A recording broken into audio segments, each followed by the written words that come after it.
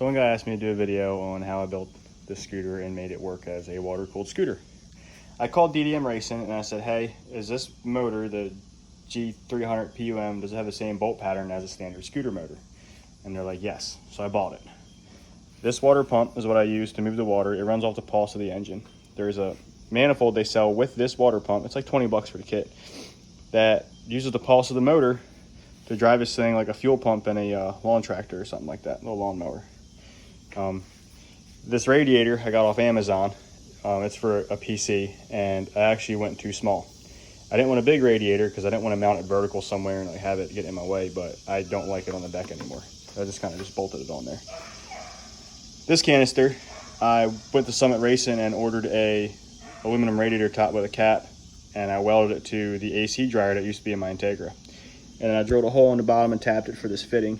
And basically what it does is the water pump is pulling from the radiator, because I didn't know if this could handle any heat. So it pulls coolant from the radiator, pumps it through the motor, leaves the motor, comes into here, and this T is just basically so I could get the air out of the system and give it a little bit of room for expansion, because I don't want to put an expansion tank on it. So this is only filled up about here.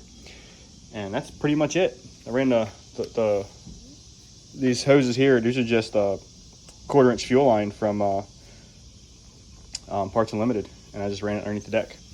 And then I was worried about some overflow coming out, so I zip tied a tube on there. 88 series 1 pipe, UNI filter, the 603 carb. And that's pretty much it. I got a 750 Black Magic spindle, the DDM 3rd bearing, the oversized fuel tank. And I'm not sure what else I really did to this. But the motor itself is bone stock. There's nothing done to it. The only thing I did was I had to spin this around because the inlet and outlet are at 2 different heights. And the direction I wanted the coolant to go was from the back to the front. And with the angle of the motor being here, when this nipple was on the back, I had an air pocket over here I couldn't get out. And it was causing it to get hot, and I didn't want this thing to seize. So that's the second reason I spun that around. And then, yeah, that's pretty much it. And she's a ripper. She goes from 0 to about 33 miles an hour in the length of my driveway, which is about 45 feet. As soon as you hit the throttle, it just lights the power band instantly, and she's gone. I do need to get a bead lock because it spins so fast that this tire physically spins off the rim, and I've stretched it so many times where I can almost peel it off by hand. So once I get my new GoPro, I'm gonna see if I can mount it on here somewhere, looking backwards, because as soon as I get on the throttle with this thing, it just leaves a 90-foot burnout right down the road. So, but yeah, that's how I did it.